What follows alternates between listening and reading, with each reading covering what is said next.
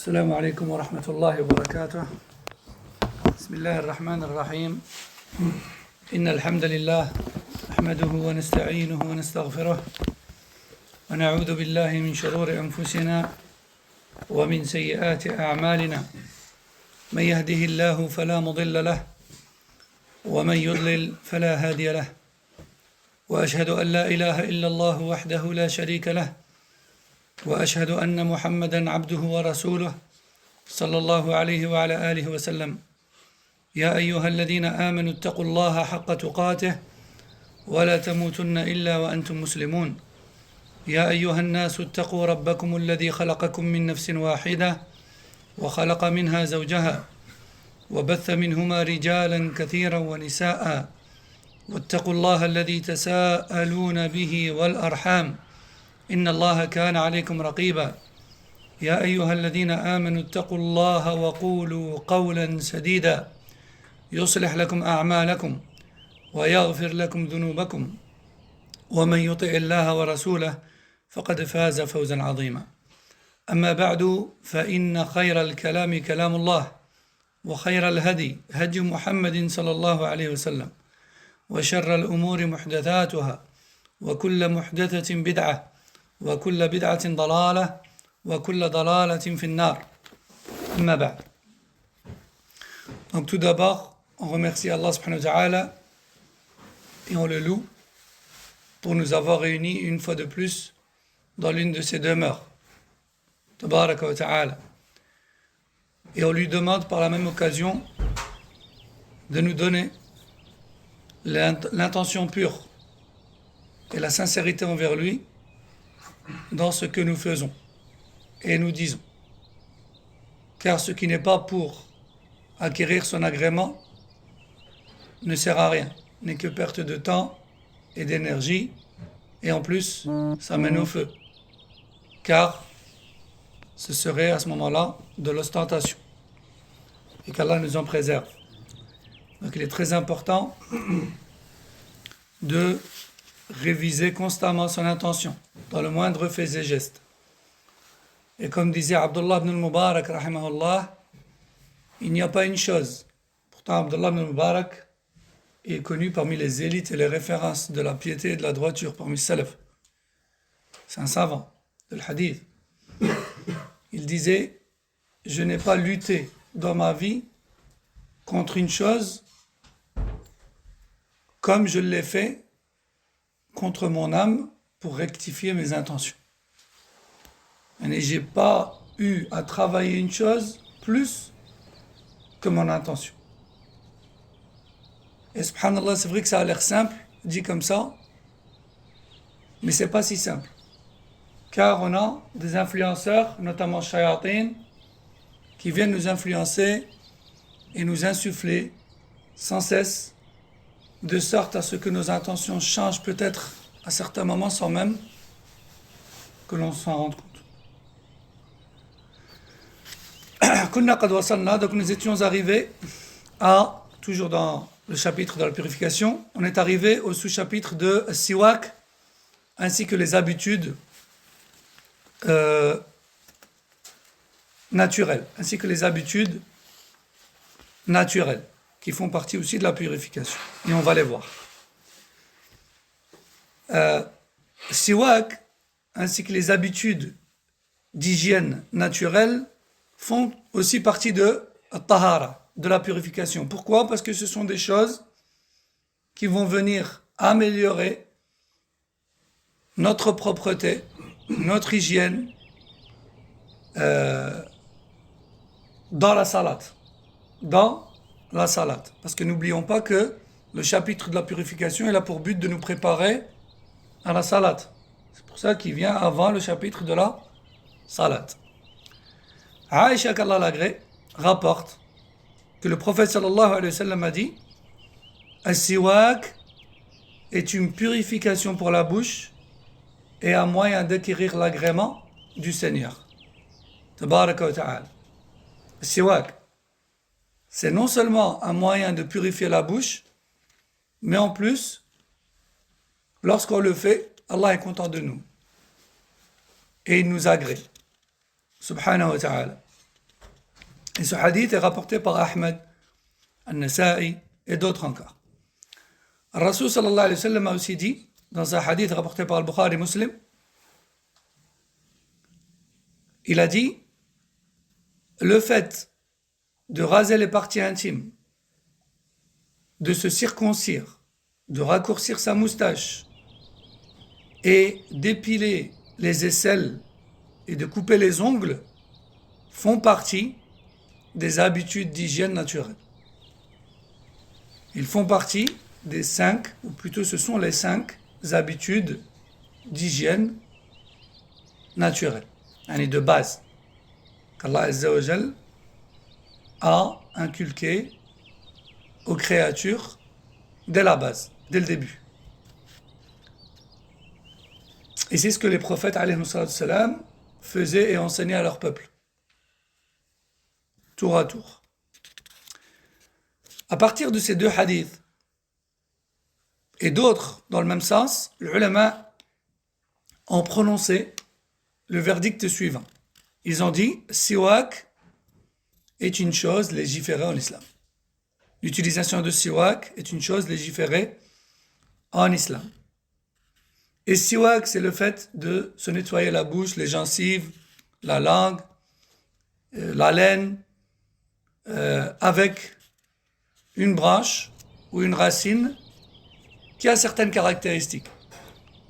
Ils ont dit notamment ça ne doit pas être une branche qui s'effrite. Parce que le but, c'est de rester solide tout en restant molle et souple. Pour pouvoir justement parfumer la laine et nettoyer la bouche. Alors le plus connu parmi les siwak, c'est les racines d'arak. Mais il n'y a pas que ça. Salaf, ils utilisaient aussi des fines branches d'olivier et autres parmi les branches. Le siwak, si je peux dire, c'est le bâton en lui-même ou bien l'action que l'on fait avec. Mais il n'y a pas un arbuste précis ou un arbre précis en dehors duquel c'est pas un siwak. D'accord? Tout le monde a bien compris ça? Il y a des caractéristiques dans le siwak. Et ce n'est pas restreint à un arbre bien précis. Bien que le plus courant et le plus adapté et le plus agréable, c'est les racines de l'arak. C'est les racines d'arak. Et c'est celles qui sont connues, qu'on achète aujourd'hui dans le commerce sous vide. C'est les racines d'arak. Shajarat al-arak, comme ils disent. C'est des petits arbustes, c'est des petits buissons. Et en fait, quand on creuse à leurs pieds, on trouve leurs racines. Et en fait, c'est leurs racines que l'on coupe et que l'on utilise. Ils ont un goût fort, un peu comme si... c'est un peu piquant, en fait. Un peu comme si c'était à la menthe. Et dedans, en fait, quand elle est dénude, si je peux dire ça comme ça, il y a des poils. Hein, ce qui n'est pas le cas de toutes les branches. C'est pour ça que le bâton d'arak, c'est préféré aux autres. Taïb. Donc, le siwak a pour but de nettoyer les dents, les gencives, et aussi de se débarrasser des résidus de nourriture, de se débarrasser aussi du tartre, et de cette couleur jaune qui va venir se mettre sur les dents, et aussi de se débarrasser de la mauvaise haleine, évidemment. Et il faut savoir que siwak fait partie de la tradition des messagers, à toute époque, et en tout lieu, comme le prophète sallallahu alayhi wa sallam nous a informé, comme rapporté chez Tirmidhi, Ahmed et Daraqutni. Donc le siwak, c'est une... Le siwak, c'est une sunnah, non pas de Mohammed sallallahu alayhi wa sallam uniquement, mais aussi de tous les prophètes et les messagers. Alayhi salam. Et ça, c'est rapporté dans Sunan Tirmidhi, Musnad Ahmad, et chez Daraqutni également, et d'autres. Et il est dit, Wallahu a'lam, que le premier, ou l'un des premiers à avoir utilisé siwak, c'est Ibrahim alayhi salam. Il faut savoir que il y a plus de 100 hadiths sur le siwak. Plus de 100 hadiths sur le siwak. Les ulama écrivent ce chapitre pour nous montrer l'importance de siwak, qui est une chose qui, disons-le clairement, beaucoup d'entre nous négligent. Ou alors des fois on fait un effort, on se procure un siwak, on l'utilise 2 fois, puis on le perd. On l'oublie dans nos poches, il passe à la machine, après on le jette, etc. Et pourquoi? Parce qu'on n'y pense pas forcément en fait. Alors que siwak, c'est un ajr énorme, gagné facilement, puisqu'il procure l'agrément d'Allah. Et nous, entre créatures, quand on est considéré et agréé par une personne de haut placé, on est heureux, ça.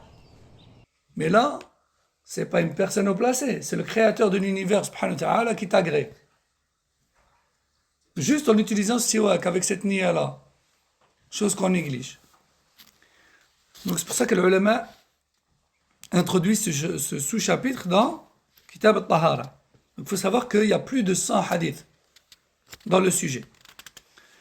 Il est recommandé d'utiliser siwak à tout moment, même pour celui ou celle qui jeûne, et ce durant toute la journée. Il n'y a pas de moment précis.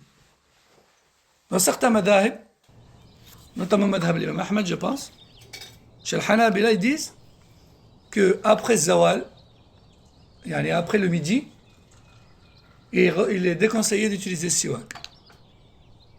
Par rapport au hadith qui dit que Allah Azza wa Jal aime l'haleine du jeûneur et qu'elle est meilleure auprès d'Allah que l'odeur du musc. Or, ils disent l'haleine, elle devient plus prononcée en milieu de journée, donc il faut la laisser. Sauf que ça, en fait, quelque part, ça se contredit avec les hadiths du siwak qui sont généraux et qui recommandent son utilisation à tout changement d'haleine. C'est pour ça que les ulama disent, oui, l'haleine, elle est aimée auprès d'Allah, l'haleine du jeûneur. Donc ça, c'est une bonne action. Et l'utilisation du siwak aussi, c'est une bonne action. Et ce, à tout moment de la journée, y compris pour le jeûneur, selon l'avis le plus juste, nous dit Cheikh Al-Fawzan, hafidahullah. Et bien sûr, même si siwak, il est recommandé à tout moment, il y a des moments où il est encore plus recommandé, et ce, sur base de texte.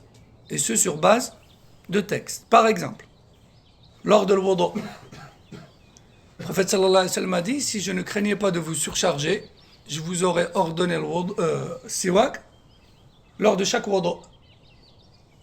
Et là, le ulama a expliqué, certains ont dit, juste avant de commencer le wudu, tu passes le siwak sur tes dents, puis tu commences le wudu. Et d'autres ont dit non, plutôt juste avant le rinçage de la bouche. Comme ça, tu nettoies les résidus et après tu rinces. Les deux avis sont bons, Inch'Allah. Mais ceci dit, c'est une sunna muakkada, confirmée, que salaf ne délaissait pas, qui est d'utiliser siwak dans ou juste avant le wudu. Aussi, juste avant salat. Car le même hadith est rapporté sur salat. Rasul sallallahu alayhi wa sallam a dit, si je ne craignais pas de vous surcharger, je vous aurais ordonné siwak avant chaque salat. Et là, bien sûr, on ne sort pas siwak en pleine salat, non, juste avant le takbir. Juste avant le takbir. Que ce soit une salat obligatoire ou surérogatoire, peu importe. Puisqu'il a dit, avant chaque salat, c'est général. Donc, pourquoi l'importance de siwak et du reste des actes d'hygiène naturelle que l'on va voir en détail juste après. Tout simplement parce que, en tant que croyants, Allah Jalla wa Ala nous a ordonné d'être le plus propre et le plus pur possible et d'avoir l'apparence la plus convenable possible lorsqu'on se rapproche d'Allah, lorsqu'on cherche à se rapprocher d'Allah à travers l'ibadat, à travers les adorations. Comme les ulama disent, ils donnent un exemple, ils disent entre nous créatures, quand tu vas à un entretien d'embauche ou quand tu as rendez-vous avec une personne haut placée, est-ce que tu vas n'importe comment? Tu te lèves, tu vas en pyjama? Hein? Quand tu vas chez le dentiste, maintenant, la plupart d'entre nous se lavent les dents juste avant d'aller chez le dentiste. C'est vrai ou pas? C'est vrai. On se met dans nos plus belles apparences, etc. pour nos entretiens et nos rendez-vous. Mais quand il vient à la salat, il vient en pyjama. Hein, ou il vient avec ses vêtements qui sont peut-être sales ou froissés, etc. Alors qu'il aurait pu mieux faire. On ne parle pas de celui qui n'avait pas le choix. On parle de celui qui aurait pu mieux faire, mais il a une nonchalance, il s'en fiche. Et ça, c'est pas bon. C'est contraire à ce que Allah Azza wa Jalla et son messager nous ont enjoint. Le musulman, il est toujours présentable, il sent bon, il sent pas mauvais, il est propre. Et il applique Sunan al-Fitra. Il applique Sunan al-Fitra, comme on va voir là. Et comme on va le voir là, l'islam nous enjoint l'hygiène et la propreté visible et invisible. Pas juste par-dessus. Hein? Comme nos parents nous disaient quand on était jeunes ou quand on était petits, ils nous disaient arrête de te parfumer juste par-dessus, va te laver, parce que le parfum, c'est pas du déodorant. Et ça, on l'a beaucoup entendu chez certains parents, et encore jusqu'à aujourd'hui, je l'entends de certains parents qui le disent à leurs enfants, qui se parfument par-dessus. Mais ils se lavent pas les dents, ils se douchent pas après le sport, le muhim, juste l'apparent. Et ça, c'est une erreur. Non pas juste par souci d'éducation, mais aussi et surtout, car Allah Azza wa Jal nous l'a enjoint. Et ça aussi, c'est important. De se dire, je me fais propre, parce qu'Allah me l'a ordonné. Et là, c'est une ibadah, et là, je suis récompensé. Pas juste parce que qu'est-ce qu'on va dire de moi, ou qu'est-ce qu'on va penser de moi. Oui. Parce que le rendez-vous que tu as 5 fois par jour, il est bien plus important que l'entretien d'embauche que tu as ou autre. Bon, ensuite, donc on a dit, avant le wudu, avant le salat, aussi, lorsqu'on se réveille, après le sommeil, après avoir dormi, que ce soit de jour ou de nuit, c'est une sunna, de prendre en premier lieu son siwak et de nettoyer la bouche. Pourquoi? Qui a une idée? Pour l'haleine. Car quand on dort, bah forcément, les odeurs remontent de l'estomac et du coup, notre haleine change. Et ça peut être désagréable. Premièrement, pour les anges, car Rasul sallam a dit, les anges trouvent désagréables les mêmes choses que vous. Et il a aussi dit, alayhi salatu salam, lorsque vous récitez le Coran en prière, les anges se mettent face à vous et se rapprochent de vous, et parfois jusqu'à même déposer leur bouche sur la vôtre, pendant que vous récitez le Coran. Et donc, on comprend un peu mieux cette sunna que Rasul sallam pratiquait, qui est de se nettoyer la bouche avec siwak et d'améliorer son haleine à son réveil. À son réveil. Parce qu'après, tu vas faire des dhikr, tu vas faire des du'a, tu vas faire des invocations, l'invocation du réveil, l'invocation de l'wudu, l'invocation de salat, etc. Et tu ne dois pas t'en ficher de ton haleine. Et encore une fois, là, malheureusement, il y en a beaucoup qui s'en fichent. Parfois, tu es à la mosquée, tu es à côté de gens, en pleine salat, tu rotes, tu sens le basla, tu sens tout ce qui est possible de sentir, tu le sens. Et ça, c'est pas correct. Le musulman, il se nettoie la bouche, il se parfume, il s'habille de manière propre et convenable, etc. Et en premier lieu pour son Seigneur. Tabarak wa ta'ala. Donc, l'utilisation de siwak au réveil, c'est une sunna. Au moment du réveil, de jour comme de nuit. Car Rasul sallallahu alayhi wa sallam le faisait, comme rapporté chez le Bukhari et Muslim. Et de manière générale, le siwak est recommandé lors de tout changement d'haleine. Même si on n'a pas dormi. Tu sens que ton haleine a changé, qu'elle est désagréable, sors le siwak et utilise-le. Même si tu es avec personne, mais tu as des anges avec toi. Et tu fais du dhikr, et tu lis le Coran, etc. Tu acquis l'agrément d'Allah, et tu es agréable pour la bonne compagnie qui est celle de l'malaïk. Et également lors de la lecture du Coran. C'est une sunna d'utiliser siwak juste avant de lire le Coran. Cheikh Al-Fawzan, dans le Mulakhas al-Fiqh, il nous dit voici la manière de laquelle on utilise le siwak. On le fait passer sur les gencives ainsi que les dents. On commence par le côté droit de la bouche vers la gauche, tout en le tenant de la main gauche. Je répète. Le siwak, on l'utilise pour gratter les dents, frotter les dents on frotte les dents avec les poils du siwak. Ça, c'est pour le nettoyage. Et pour parfumer la laine, on utilise la longueur du siwak.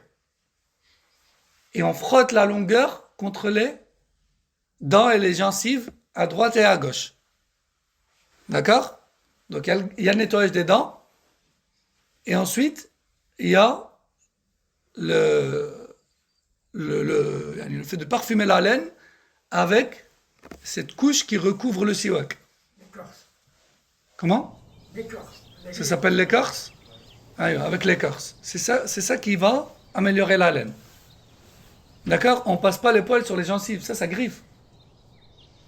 Par contre, on frotte la longueur du siwak sur les dents et sur les gencives. Et ça va. Plus le siwak est frais, et mieux ça va donner. Donc, je répète, Cheikh Al-Fawzan nous dit, on va de droite à gauche de la bouche, tout en tenant le siwak de la main gauche. Pourquoi? Parce que Rasul sallallahu alayhi wa sallam nous a appris qu'on utilise la droite dans tout ce qui est noble et la gauche dans tout ce qui est nettoyage. Alors, venons-en maintenant à ce qu'on a dit tout à l'heure, à savoir les habitudes d'hygiène naturelle. Les habitudes d'hygiène naturelle. Khisal al-fitra. Pourquoi on les appelle Khisal al-fitra? Yani les moyens d'hygiène naturelle, ou plutôt de la saine nature. Car Allah Azza wa Jal a enseigné cela à l'être humain dès le début de sa création. Ce n'est pas une chose qui existe depuis hier. C'est une fitra, c'est une nature sur laquelle Allah a créé les êtres humains depuis le début.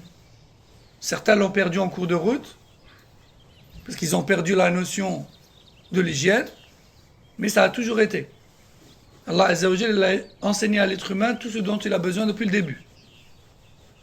Et je ne sais pas si c'est ici ou pas que je l'ai dit, je l'ai déjà dit, mais par exemple lorsqu'on nous parle de l'histoire, pour ceux qui ont déjà eu cours d'histoire, je pense un peu tout le monde, histoire géo, on nous a dit que l'être humain est passé par tout ce qui est âge de pierre, âge de fer, etc. Et que fut un temps, il ne savait pas parler, il ne savait pas écrire, il ne connaissait pas les noms des choses, il a découvert le fer, après il a découvert le feu, au début il écrivait avec des dessins, puis ensuite il a inventé des symboles, etc. Mais il faut savoir que ça c'est faux. Parce qu'Allah Azza wa Jalla nous a dit dans le Coran qu'il a toujours enseigné à l'être humain les noms des choses. علم الإنسان ما لم يعلم علم بالقلم علم الإنسان ما لم يعلم. Allah Azza wa Jalla a enseigné à l'être humain depuis le début l'écriture et la lecture et le nom des choses. C'est parce qu'à travers le temps, les ulama on dit comme Ibn Kathir dans le Bidaya wa Nihaya, à travers le temps, les êtres humains, avec leurs péchés et leur égarement, Allah Azza wa Jalla les a avilis. Et beaucoup d'entre eux ont perdu ce savoir. Et avec le temps, ils ont dû réapprendre. Mais c'est pas qu'Allah Tabaraka wa Ta'ala les a mis sur terre comme ça sans notion et sans savoir et sans repère. Ça c'est faux. D'ailleurs, Allah Azza wa Jalla nous dit dans le Coran qu'il a fait découvrir aux êtres humains le fer et le feu bien avant ce qu'on nous dit. Bien avant ce qu'on nous dit. Déjà, à l'époque, au début de l'humanité, Allah Azza wa Jalla nous dit que وَسَخَّرَ لَكُمُ الْحَدِيدِ. Allah Azza wa Jalla a mis à votre service le métal, le fer, c'est ancien. C'est pas depuis hier. Bon, donc, parmi ce qu'Allah Azza wa Jalla a enseigné à l'être humain dès le début, il y a les moyens d'hygiène de la saine nature. Aujourd'hui, ça nous semble peut-être banal, mais c'est pas si banal. C'est très important l'hygiène, et ça existe depuis toujours. Et pourquoi est-ce qu'Allah tabaraka wa ta'ala a enseigné cela à l'être humain? Eh bien, tout simplement pour qu'il soit présentable et agréable à voir et à sentir, et ce surtout dans ou pendant leurs actes de culte, puisque c'est le but de la création. Donc, comme les ulama disent, hiya sunnah al-qadima. Donc ça, ce sont des traditions anciennes. D'ailleurs, tous les prophètes, alayhi salatu salam, en faisaient usage. Et même toutes les shari'as qu'Allah a révélées ont confirmé ces pratiques d'hygiène. Il n'y a pas une shari'a qu'Allah a révélée, bien qu'elles soient différentes les unes des autres sur certaines choses, mais il n'y en a pas une qui ne contenait pas at-tahara et les moyens de purification et d'hygiène de la saine nature. Tous, pareil. Voici Khisal al-Fitra, les 5 moyens d'hygiène de la saine nature, comme cité dans le hadith précédent. Tout d'abord, le rasage des parties intimes, le rasage du pubis. Hein? Deuxièmement, la circoncision. La circoncision, qui est le fait d'ôter le prépuce, est l'une des sagesses et l'une des raisons pour lesquelles Allah tabaraka wa ta'ala a enjoint cela à l'humanité, c'est la propreté, l'hygiène, et d'éviter l'accumulation des impuretés à cet endroit-là, ce qui va créer des maladies. Troisièmement, le fait de couper la moustache, de raccourcir la moustache. Le fait de raccourcir la moustache et de ne pas la laisser descendre et couvrir la bouche. Certains salafs ont compris cela comme étant le fait de la tailler au maximum jusqu'à en voir la blancheur de la peau, comme faisait Abdullah ibn Umar, ibn al-Khattab, le fils d'Ibn al-Khattab. Lui taillait sa moustache au point où elle blanchissait, au point où on voyait sa peau. Mais certains ulama le font aujourd'hui.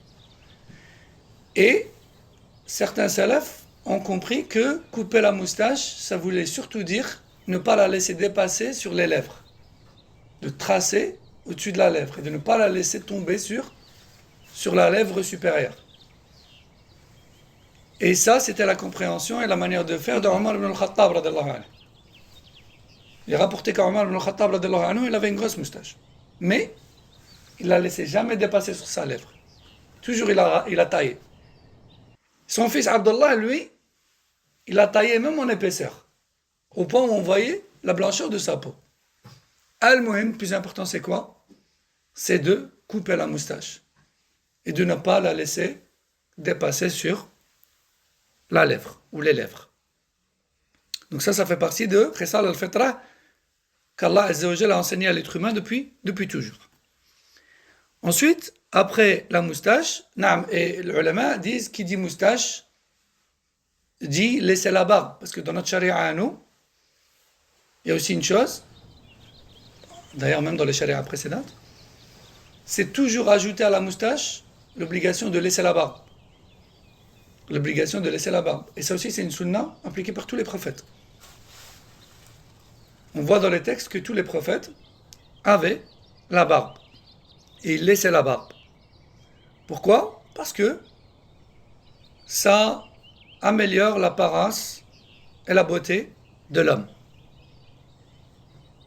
Bien sûr, tout en prenant soin de celle-ci. Tout en prenant soin de la barbe. Et encore une fois, il faut savoir que les hadiths dans lesquels le prophète sallam nous a dit de couper la moustache et de laisser la barbe se comptent par centaines. Ils se comptent par centaines. Pas par dizaines, non, par centaines. Comme le dit Al-Hafid ibn Rajab, rahimahullah, il a écrit un petit livret qui s'appelle I'fa'ul Lihya. Laissez pousser la barbe. C'est un tout petit livre, quelques pages, dans lequel il cite quelques hadiths. Et à la fin, il dit, il serait trop nombreux à citer, il se compte par centaines. Des centaines de hadiths. Quatrième khasla, de l'fitra, couper les ongles. Couper les ongles. Et ne pas les laisser super longs. Parce qu'il y a en cela un sens de la propreté et de la beauté aussi. Et de se débarrasser des saletés qui pourraient s'accumuler sous les ongles. Et aussi de se différencier des animaux à griffes. J'ai remarqué parfois chez certains jeunes, bon, plus dans les pays arabes qu'ici, mais ça existe, il y en a, ils coupent leurs ongles, ou bien ils rongent leurs ongles, mais ils laissent le dernier, hein, l'ongle de l'auriculaire, l'ongle du petit doigt, ils le laissent long. Bon, à la base, ceux qui font ça, souvent c'est les drogués, parce qu'ils utilisent cet ongle pour tracer leurs lignes, etc., etc. Mais il y en a, ils le laissent alors que c'est pas des drogués non plus. C'est pas des drogués, mais ils le laissent. Je sais pas, c'est une mode ou là, je sais pas exactement à quoi ça sert, mais c'est interdit. Rasul sallam a dit, il est obligatoire de couper les ongles et de raser le pubis et les aisselles et tout ce qui va avec, tout ce qu'on va citer, avant que ça ne fasse 40 jours. Parce que quand ça atteint 40 jours, les ongles et les poils qui doivent être retirés deviennent impuretés. Et quand ils deviennent impuretés, ça veut dire que tu as beau faire le wudu et le ghusl autant que tu veux. Tu as de l'impureté sur toi. Et l'impureté, elle a quel impact sur la salat? Elle l'annule. Bon, donc couper les ongles. Ça fait partie de Khisal al-Fitra. Et enfin le cinquième, dans le hadith, il est dit avec précision l'épilation des aisselles. Natful ibit. Hein? Les ulama disent le rasage, ça fait office. Le rasage, ça fait office. Après, celui qui arrive à s'épiler les selles, il est fort. C'est plus proche de la sunna. C'est plus proche de la sunna. C'est pas facile, mais c'est plus proche de la sunna. Après, le rasage fait office et ça suffit. Walillahi alhamd. Non. La barbe. Oui. Faut la tailler ou non? Ça, c'est encore une autre question. Pour l'instant, on est juste dans le fait qu'il faut avoir une barbe de musulman. Il faut avoir une barbe. L'homme, ce qui différencie l'homme de la femme, c'est la barbe. Après, sa longueur, sa forme, etc., on en parlera un autre jour. D'accord? Parce que pour l'instant, on est juste dans le tahara. Inch'Allah, on fera le sujet de la barbe plus tard. B'idhnillah. Donc, je disais, l'épilation ou bien le rasage des aisselles. Donc, c'est une chose qu'il faut faire, que ce soit par rasage ou épilation, ou autre parmi les moyens. Cheikh Al-Fawzan nous dit parce que c'est une cause de propreté, et c'est un moyen de diminuer la mauvaise odeur de la transpiration. Parce que, déjà que la transpiration, elle dégage une mauvaise odeur, mais en plus, avec une présence, excusez-moi le terme, d'une touffe sous les bras, ben c'est encore pire. Hein? Donc, ça c'est une zone à raser. Donc je répète les 5. Khisal al-Fitra. Donc on a le rasage du pubis, la circoncision, l'entretien de la moustache et de laisser la barbe, couper les ongles, et enfin, se débarrasser des poils des aisselles. Donc ça concernait le siwak ainsi que les 5 moyens d'entretenir son hygiène inculquée à l'être humain dans sa saine nature. Est-ce qu'il y a une question sur ça, sur siwak ou bien Khisal al-Fitra? Non. Pour l'entretien du siwak, il faut le laver ou le laver avec de l'eau? Après ça, disons que ça relève plus de la connaissance de la plante en elle-même, mais en général, ils écrivent sur les paquets qu'il faut couper le bout tous les jours. Et à la fin de ta journée, ou bien le lendemain, quand tu le ressors, tu coupes un bout. Hein, il ne faut pas faire comme certains qui se disent « Ah, j'ai pas envie de le finir trop vite, ben vas-y, je vais réutiliser encore aujourd'hui, parce qu'il y a des bactéries qui restent dessus. » Donc il faut couper. Tu coupes au moins 1 centimètre tous les jours, et tu le réutilises à nouveau. Puis de toute façon, ça sert à quoi de le garder 20 ans? Ça coûte 1 euro un siwak. Ça sert strictement à rien. En plus de ça, une fois que tu le retires du sous-vide, il commence à sécher. Donc il vaut mieux l'utiliser le plus vite possible. Et il est fait pour ça. D'accord? Après le chapitre de Siwak et de Khissal al-Fitra, on passe au sous-chapitre suivant qui est Ahkam al-Wudu. Ahkam al-Wudu. Donc maintenant, on va rentrer proprement dit dans les règles des ablutions. Les ulama disent que le verset principal, ils appellent ça al-asl, le verset principal concernant le wudu, c'est celui de Surat al-Ma'idah, dans lequel Allah Azza wa Jal dit, verset 6 si je ne me trompe pas, ô vous les croyants, si vous êtes sur le point de prier, alors lavez vos visages, vos mains jusqu'au coude, ensuite essuyez vos têtes et lavez vos pieds jusqu'aux chevilles. Ça, c'est le verset de l'wudu. Et les membres qu'on vient d'entendre dans le verset, à savoir le visage, les avant-bras, la tête et les pieds, ça, ce sont les 4 membres de l'wudu, que l'on appellera juste après furud al-wudu, les obligations de l'wudu. À ça, on ajoute certaines choses comme l'ordre du lavage, l'enchaînement des lavages et la bonne intention.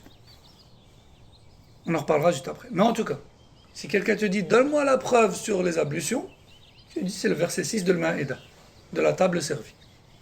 Ô vous les croyants, si vous êtes sur le point de prier, alors lavez vos visages, vos bras jusqu'au coude, enfin vos mains jusqu'au coude, donc l'avant-bras quoi, essuyez vos têtes avec les mains humides et lavez vos pieds jusqu'aux chevilles. C'est ça la preuve du Coran. Et la preuve de la Sunna, il y a beaucoup de hadiths là-dessus.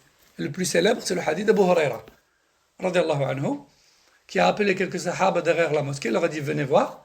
Il a fait le wudu devant eux. Le hadith, il le décrit en détail. Et à la fin de ça, il leur dit je viens de vous faire le wudu comme j'ai vu le messager d'Allah faire le wudu. Et après avoir fini, le Rasul nous avait dit celui qui fait le wudu, nahwa wudu'i hada, celui qui fait le wudu comme je viens de le faire là, alors il entrera au paradis. Alors il entrera au paradis. Donc, le wudu de Abu Huraira, la démonstration d'Abu Huraira, elle compte comme étant la manière de faire prophétique, puisqu'il le rapporte du prophète.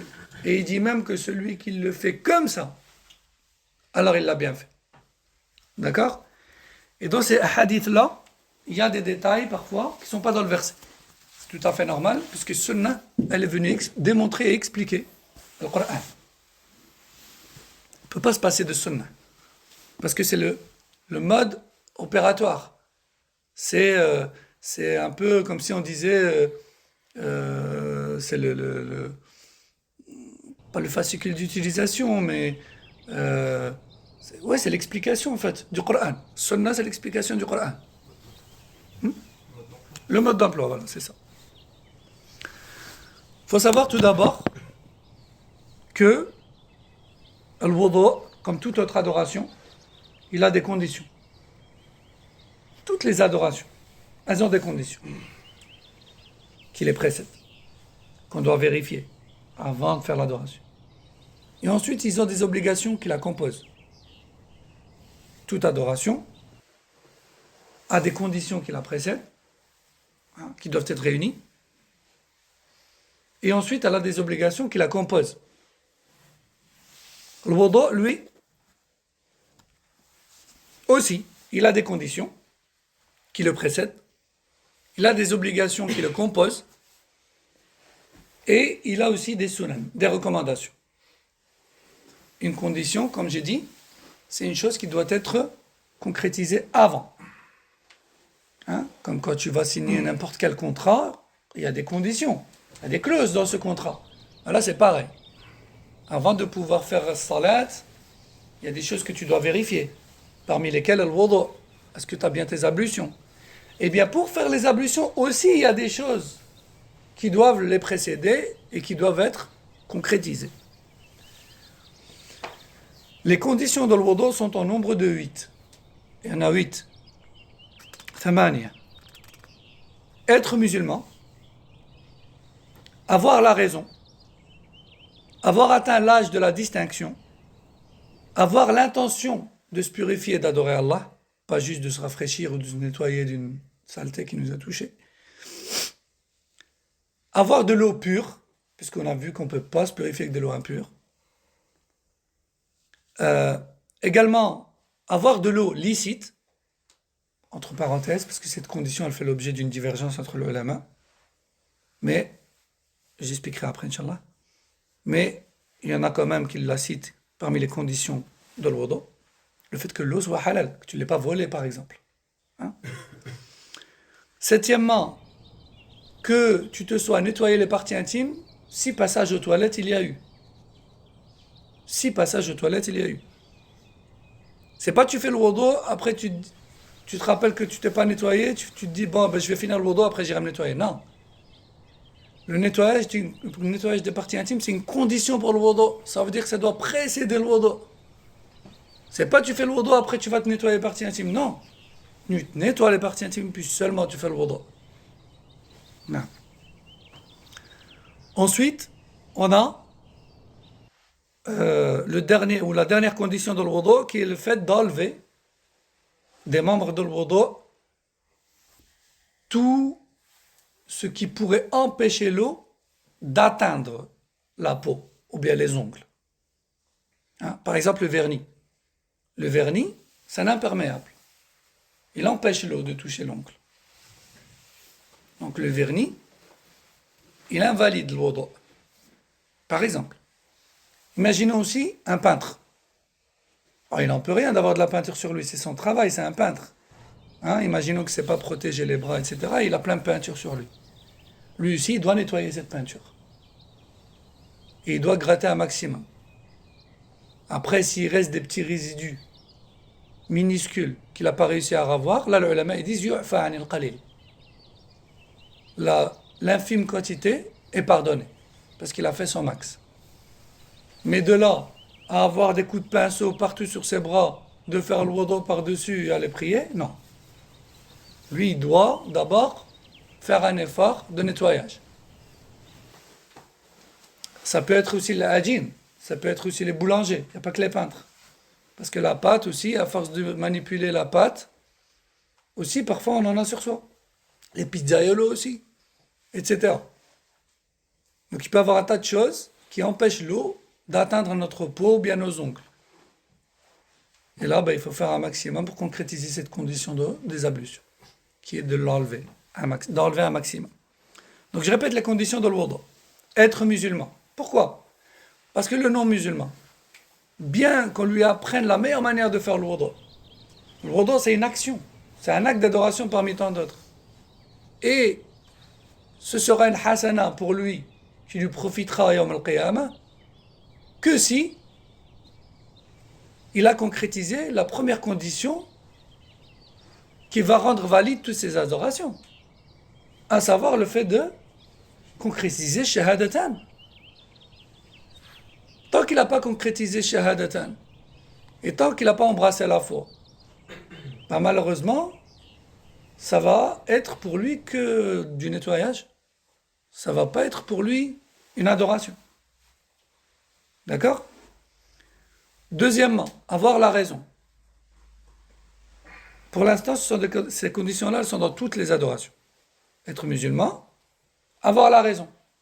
Pourquoi? Parce qu'une personne qui n'a pas sa raison, même ce qu'elle n'est pas capable de différencier entre les choses et elle n'est pas capable de formuler en elle la bonne intention pour la bonne adoration. Elle n'est pas capable. Ces adorations ne sont pas valides. Est-ce que pour autant, elle risque un châtiment? Bien sûr que non, elle est déchargée.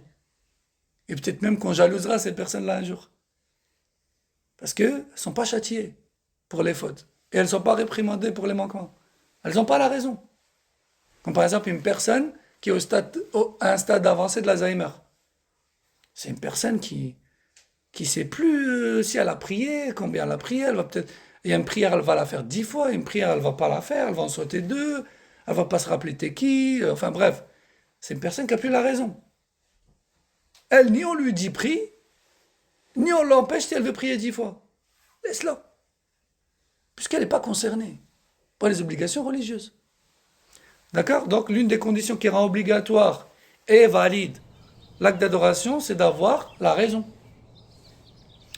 Troisièmement, avoir atteint l'âge de la distinction, at-tamyiz. Il y a une différence entre avoir la raison et avoir l'âge de distinction. C'est deux choses différentes. La raison, c'est d'être normal dans sa tête, en fait, d'avoir la conscience des choses. L'âge de distinction, c'est un âge où l'enfant a atteint un minimum de maturité qui lui permet de comprendre les choses et de différencier entre le bien et le mal qu'on lui enseigne. Et de comprendre que là, par exemple, il est en salade, il ne faut pas qu'il bouge. Et là, par exemple, on est en train de jouer, donc c'est pas grave, il peut faire ce qu'il veut. Et ça, c'est plus ou moins à partir de 7 ans. Ça peut arriver un peu avant. Mais à 3 ans, ton enfant, quand tu le poses dans le rang et qu'il fait le tour de la mosquée et que tu ne sais même pas où il est à la fin de la salade, c'est normal. Il n'a pas l'âge de la distinction. Il n'a pas la maturité qui lui fait comprendre qu'il doit rester là. Il n'a pas de tamise. Et c'est ça qu'on appelle l'âge de distinction.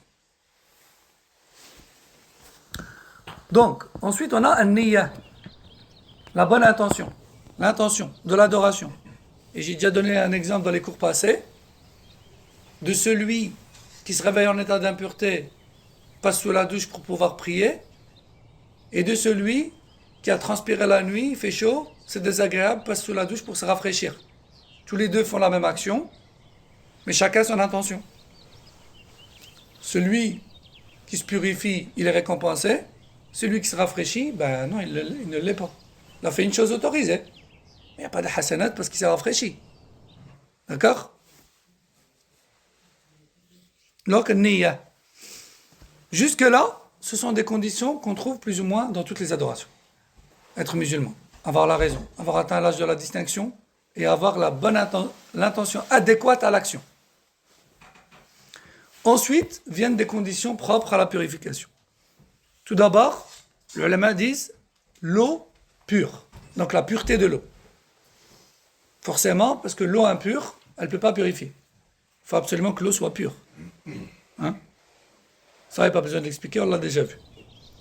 Ensuite, la condition suivante, qui fait l'objet d'une divergence, c'est le caractère licite de l'eau. Certains ulama sont d'avis que si l'eau elle est haram, eh bien, elle ne permettra pas de devenir pure, même si elle est pure en elle-même. Elle est pure, certes, mais si elle est haram, si elle a été volée, et certains pourraient se dire, mais qui va voler de l'eau? Ça peut arriver. Ça peut arriver. Imagine, tu vas chez quelqu'un, et ce quelqu'un, maintenant, il a bloqué le compteur d'eau. Bon, je ne sais pas si ça se fait encore, mais à l'époque, ça se faisait beaucoup. Il y a des gens, ils mettaient une petite allumette à un endroit bien précis, et le compteur, il se bloquait, il ne tournait plus. L'eau, elle passe, mais le compteur, il ne tourne pas. Il n'est pas facturé. Et ça, appelons un chat, c'est du vol. Donc ça veut dire que l'eau qui coule chez lui, elle est volée. D'accord? Eh bien, pour certains savants, pour certains imams, comme le Hanabila par exemple, le wudu avec cette eau est invalide. Et le ghusl avec cette eau, il est invalide. Et la consommation de cette eau et l'utilisation de cette eau est haram. D'accord? Mais la majorité distingue entre les deux, entre l'acte d'adoration lui-même et le péché du vol. Et ils disent que l'adoration, elle commence par la niya et la basmala, et elle finit par laver les pieds et shahad. Et que donc, même si c'est de l'eau qui est haram, qui est volée, ça n'impacte pas la validité de l'wudu. Mais, à côté, il a le péché du vol. Et ça, c'est ce qu'ils appellent le jahl munfakka. C'est ce qu'ils appellent les choses semblables d'apparence dans certains aspects, mais dont le jugement est différent dans le fond. Bref, c'est du usul al-fiqh. Ce sujet-là relève des fondements de la jurisprudence. Mais, voilà, la divergence, elle est là. Donc, le caractère licite de l'eau. Aussi, si passage aux toilettes il y a eu, il faut s'être nettoyé pour pouvoir faire le wudu. Ça, on en a parlé. Hein? Et enfin, enlever tout ce qui gêne ou tout ce qui empêche l'eau de toucher la peau ou bien les ongles. Ça aussi, on l'a expliqué.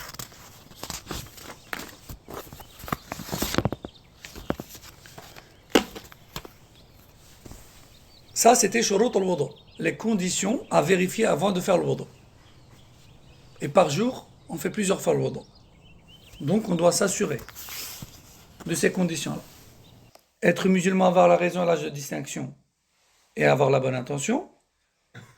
Aussi, que l'eau soit pure, que l'eau soit licite, qu'on se soit bien nettoyé après les toilettes et qu'on n'ait rien sur notre corps qui empêche l'eau de toucher la peau ou bien les ongles.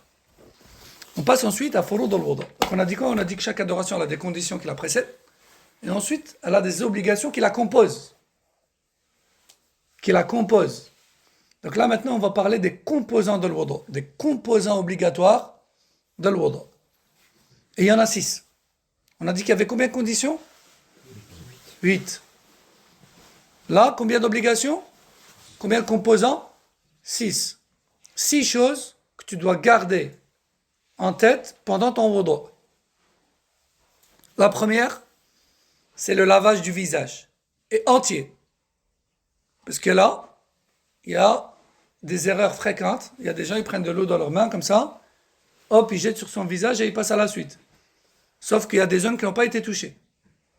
Le visage, de haut en bas, il a des limites, et de droite à gauche, il a des limites. De haut en bas, c'est du début des cheveux, pour celui qui en a, et du début de la pousse des cheveux à la base, s'il n'en a plus, jusqu'au menton. Jusqu'au menton pour celui qui n'a pas de barbe. Pour celui qui a une barbe, c'est jusqu'au bout des poils. Jusqu'au bout des poils. Ça, c'est en longueur. En largeur, c'est du début de l'oreille au début de l'autre oreille. Tout ça doit être lavé. Tout ça doit être lavé. Donc, le visage entier. Et attention, le rinçage de la bouche et du nez en font partie. Parce que la bouche et le nez se trouvent dans le visage.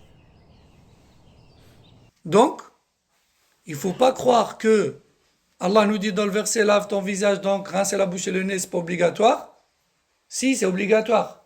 Parce que le prophète sallallahu alayhi wa sallam le faisait systématiquement, il nous a fait comprendre que la bouche et le nez font partie de l'obligation de laver le visage. Tout comme il nous a clairement dit que essuyer les oreilles avec les doigts humides fait partie de l'essuyage de la tête. Il a dit al-udunani min ar-ra's. Les oreilles font partie de la tête. Il nous a expliqué que les oreilles font partie de la tête et il nous a fait comprendre que que le nez et la bouche font partie du visage. Non. Donc, on a dit laver le visage entièrement. Et en font partie la bouche et le nez. Car Allah Azza wa Jal a clairement dit dans le verset laver le visage et le prophète sallallahu alayhi wa sallam dans son wudu se rincer la bouche et le nez. Deuxième obligation dans le wudu, laver ses avant-bras du bout des doigts jusqu'au coude compris. Du bout des doigts jusqu'au coude compris. Car le verset est clair là-dessus, plus le prophète sallallahu alayhi wa sallam, la démonstration du prophète sallallahu alayhi wa sallam. Troisième obligation, essuyer la tête entièrement. Entièrement. Il y en a, ils font ça. La peur de se décoiffer. Il fait ça. C'est vrai, hein? Ou alors il y en a, ils ont les cheveux en arrière, donc d'avant en arrière, il va, et après pour le retour, il lève sa main. Ouais, il le fait en Bluetooth. Juste par au-dessus. Mais non. Ça, c'est joué, ça. Tu fais le wudu, après tu te recoiffes. Mais le wudu, il faut le faire. Donc il faut essuyer l'entièreté de la tête. De l'avant jusqu'à la nuque, puis de revenir jusqu'à l'avant. Et comme dit Charles Fawzan et d'autres, essuyer une partie de la tête n'est pas suffisant. Il faut essuyer toute la tête.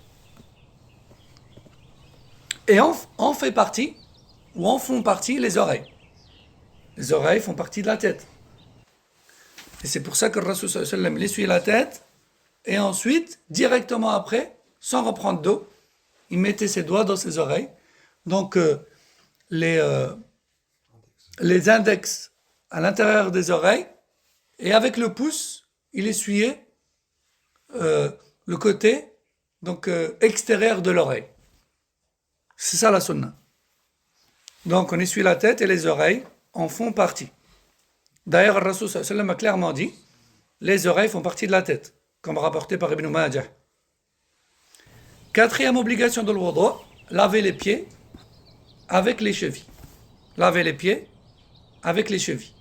Tout le monde sait ce que les chevilles, certaines personnes confondent. Les chevilles, c'est ces deux os de part et d'autre du pied. Hein, ces deux boules qu'on a à droite et à gauche de chaque pied. Parce qu'il y en a qui croient que c'est l'os derrière. Mais non, ça c'est le talon. C'est pas ça la cheville. Il y en a qui croient que la cheville c'est l'os arrière. Ça c'est l'aqib. C'est le talon. C'est pas la cheville. Donc il faut absolument laver jusqu'aux chevilles comprises. Car Allah Azza wa Jalla l'a clairement dit dans le verset, et aussi car Rasul sallallahu alayhi wa sallam l'a pratiqué de cette manière. Cinquième obligation de l'wudu, al-muwalat, al-tartib. Al-tartib. Donc, le respect de l'ordre des lavages. Le respect de l'ordre des lavages. D'abord, tout ce qui concerne le visage, puis ensuite les bras, puis ensuite ce qui concerne la tête, et puis les pieds. D'accord? Alors certains pourraient dire, ouais, mais on fait d'abord la bouche et le nez, puis seulement le visage. On a dit que la bouche et le nez font partie du visage. Donc en fait, quand tu rinces ta bouche, tu es en train de faire le visage. Quand tu rinces ton nez, tu es encore en train de faire le visage. Et quand tu laves la partie apparente de ton visage, tu es en train de laver le visage. En fait, le visage, on lave une partie apparente et une partie cachée dedans. D'accord? Et quand, maintenant, tu essuies ta tête, tu es en train d'essuyer la tête. Quand tu fais tes oreilles, tu es encore en train de t'essuyer la tête. Et c'est pour ça que dans ces deux membres-là, qui sont le visage, ces deux parties-là qui sont le visage et la tête, les savants disent que l'ordre dans lequel on fait ces composants, ou leurs composants, n'est que recommandé. Et par exemple, toi tu commences le wudu, bismillah, tu as lavé tes mains, après tu es censé rincer ta bouche et ton nez. Si par exemple tu laves d'abord ton visage, puis seulement tu rinces ta bouche et ton nez, ben c'est pas grave. Certes, tu n'as pas fait ce qui est meilleur, mais tu as fait ce qui t'est demandé. Il n'y a pas de problème. Pareil pour la tête. Si maintenant tu arrives à la tête, et tu fais d'abord tes oreilles, puis tu te dis, j'ai pas fait la tête, et tu fais la tête. Et tu refais pas les oreilles. Donc en fait, tu as fait sens inverse. Tu as fait d'abord les oreilles, puis seulement tu as essuyé la tête. Ben, c'est pas grave, parce que ça reste dans une seule partie. L'ordre, qui est de d'abord essuyer la tête, puis seulement les oreilles, n'est que recommandé. Ok? Parce que tu es toujours dans la tête. Donc, at-tartib, le respect de l'ordre, quand les savants disent le respect de l'ordre dans le wudu, ils parlent du visage et de ses composants, d'abord, puis ensuite les avant-bras, puis ensuite la tête et ses composants, donc les oreilles, et puis les pieds. Après, si tu fais pied gauche puis pied droit, certes, tu n'as pas fait le meilleur, mais tu as lavé les pieds. C'est valable, c'est valide. Hein? Pareil pour les bras. Si tu as lavé le gauche puis le droit, tu n'as pas fait ce qu'il y a de mieux à faire. Mais c'est valide, parce que tu avais lavé les bras. Parce que comme on va le voir, ces détails-là, ils font partie des recommandations, ils font partie des sunan. Et pas des obligations de l'wudu. L'obligation de l'wudu, c'est que tu aies lavé ton visage et ses composants, tes avant-bras, ta tête et les oreilles, et tes pieds. Tu as fait ça, c'est bon. Après, comment, dans les détails, dans quel ordre, etc., ça c'est des sunan. Bon. Après l'ordre, il reste une chose, c'est al-muwalat. Al-muwalat, c'est l'enchaînement. Ça veut dire que tu ne marques pas des pauses trop longues entre les lavages des membres, entre les membres. C'est pas tu laves tes mains, tu rinces ta bouche et ton nez, puis tu vas faire un tour, tu vas regarder ce qui se passe dans l'actu, puis tu reviens, tu fais ton visage, et puis tu réponds au téléphone, et puis tes membres ils ont séché, hop, tu reviens, tu continues les bras. Non. Parce que ça invalide le wudu. Il faut que tu enchaînes les lavages, de sorte à ce que tu laves chaque membre avant que le précédent ne sèche. Ça, c'est ce qu'on appelle le muwalat, l'enchaînement. Après, il n'y a pas de mal à faire un truc au passage en même temps, par nécessité, il n'y a pas de problème. Mais il faut que tu sois considéré encore comme étant, ou comme enchaînant les membres. Hein, ça peut arriver, tu es en train de faire le dos, on toque à la porte, hop, tu ouvres et tu continues, c'est pas grave. Hein, tu es en train de faire le dos, on t'appelle, tu appuies sur le bouton, tu parles en même temps que tu fais le dos, c'est pas grave. Mais de là à marquer une pause longue, tu vas, tu fais ta vie, tu reviens, tu reprends là où tu t'es arrêté, non. Ça, non. Tout le monde a compris le muwalat, l'enchaînement. Ça, c'est une obligation dans le wudu. C'est une obligation dans le wudu. On va terminer avec ce point, Inch'Allah. Donc, je répète les obligations de le wudu, les 6 obligations de le wudu. Laver le visage entièrement, y compris la bouche et le nez. Laver les avant-bras du bout des doigts jusqu'au coude. Hein? C'est pas parce qu'au début de le wudu, on a fait la sunna de se laver les mains 3 fois qu'on n'a plus besoin de laver les mains quand on lave les bras. Ça n'a rien à voir. Les mains jusqu'au poignet au début de le wudu, c'est une sunna. Par contre, laver les avant-bras du bout des doigts encore une fois jusqu'au coude, c'est une obligation. C'est ça qui est cité dans le verset. C'est autre chose. Donc laver les avant-bras du bout des doigts jusqu'au coude compris, essuyer l'entièreté de la tête, y compris les oreilles, laver les pieds, y compris les chevilles. Donc ça c'est les membres, hein, les 4 membres. Et puis on y ajoute les 2 autres obligations qui est l'ordre et l'enchaînement. L'ordre et l'enchaînement. Dernière chose, il faut savoir que les ulama ont divergé sur le jugement de l'basmala, de tasmiya, le fait de dire bismillah avant le wudu. Parce qu'il y a un hadith dans lequel le prophète sallam aurait dit il n'y a pas de wudu pour celui qui n'a pas dit bismillah. Mais ils ont beaucoup divergé sur son authenticité. Et certains ont dit s'il ne le dit pas, peu importe la raison, son wudu il est invalide. D'autres ont dit non, c'est pas obligatoire de toute façon, parce que le hadith n'est pas authentique. Et l'avis le plus juste, wallahu a'lam, comme disent beaucoup de ulama, pour sécuriser le wudu du musulman, ils disent hiya wajibatun ma'a dhikr. Ils disent si tu t'en souviens, alors c'est obligatoire pour toi, dis-le. Si tu l'oublies, l'oubli décharge. T'es excusé pour l'oubli. Mais si tu t'en rappelles, tu dois le dire. Non. Donc ils ont divergé sur la tasmiya. Par contre, tout le monde est d'accord sur le fait que c'est une chose sur laquelle il y a des textes, que c'est une chose qui est légiférée et qu'il ne faut pas délaisser. Et la tasmiya, c'est de dire bismillah. C'est de dire bismillah. Donc pourquoi les savants se sont posé la question, pourquoi le lavage de ces 4 membres, visage, mains, bras, tête, oreilles, les pieds. Et les savants ont dit probablement parce que c'est parmi les membres avec lesquels on fait le plus d'actes. Et donc, avec lesquels on commet le plus de péchés. Et donc, il faut les purifier physiquement, avec de l'eau, afin de se rappeler qu'il faut aussi qu'on s'en purifie intérieurement avec le repentir.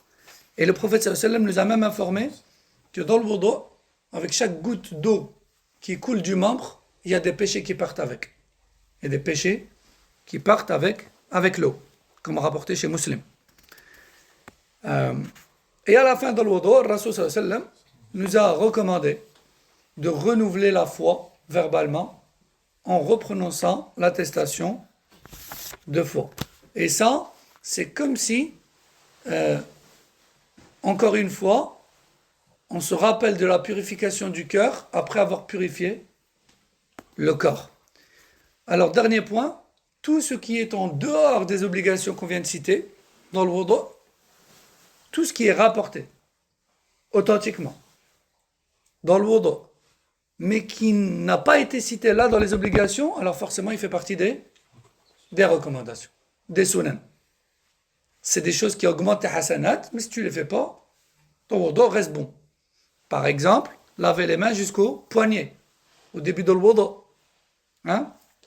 Par exemple, le fait de commencer par la bouche et le nez avant le visage. C'est mieux de le faire dans cet ordre-là. Mais si tu inverses, comme on a dit, tu as juste délaissé une sunna. C'est dommage. Mais ça n'annule pas ton wudu. Non. Tu peux nous parler du nombre obligatoire de... Non, je vais y venir, Inch'Allah. Aussi, parmi les sunan, le fait de rentrer les doigts mouillés dans la barbe fournie. Celui qui a une barbe fournie, la sunna, encore une fois, c'est un plus. Mais c'est mieux de rentrer les doigts, donc de prendre une poignée d'eau et de rentrer les doigts dans la barbe. Ça, c'est une sunna. Mais la base, le minimum obligatoire, c'est quoi? C'est de laver l'apparent. Hein? Maintenant, rentrer les doigts à l'intérieur, c'est une sunna. C'est toujours mieux. Aussi, parmi les sunan, le fait de rentrer les doigts, le fait de frotter entre les doigts de main et de pied dans le wudu. Ça aussi, c'est des recommandations. C'est mieux, mais pas obligatoire. Aussi, parmi les sunan, le fait de commencer toujours par la droite, avant la gauche. C'est mieux. Et c'est des hasanats facilement gagnés. Et attention, quand on apprend les sunan, le but, c'est pas de les délaisser. Hein. C'est pas de se dire, ah ouais, ça c'est pas obligatoire, ça c'est pas obligatoire, bah, tout ça, je délaisse. Ah, le but, c'est de savoir quand est-ce que mon wudu s'est annulé et quand est-ce que c'est pas annulé. Quand est-ce que ma salat elle est bonne et elle n'est pas bonne. C'est ça le but. Le but, c'est pas de délaisser. On n'apprend pas pour délaisser. Ce serait stupide. On apprend pour savoir quand est-ce que c'est valide ou pas et comment je peux améliorer. Donc, on a dit le fait de frotter entre les doigts, de main et de pied, commencer par la droite, et effectivement, le fait de laver plus d'une fois les 4 membres, ou plutôt les 3 membres cités. Parce que la tête, il est rapporté qu'une seule fois. Par contre, visage, main, pied, il est rapporté une fois, il est rapporté 2 fois, il est rapporté 3 fois. Et il est même rapporté le mélange. Il y a des hadiths dans lesquels le professeur sallam a lavé 2 fois un membre, 3 fois un autre, une seule fois un autre. Le mélange. Alors les ulama se sont posé une question. Qu'est-ce qui est mieux alors? Combien de fois c'est le mieux? Hein? Certains savants ont dit le mieux c'est de laver un maximum, donc 3 fois. Mais beaucoup d'entre eux ont dit non. Le mieux c'est de combiner un maximum de sunan rapportés. C'est-à-dire le mieux c'est de mélanger en fait. De faire un membre 2 fois, même 3 fois, même 1 fois, etc. Après ça reste du ijtihad. Ça reste du ijtihad. هذا والله أعلم وصلى الله وسلم على نبينا محمد وعلى آله وصحبه أجمعين. بارك الله فيكم pour votre patience et votre écoute.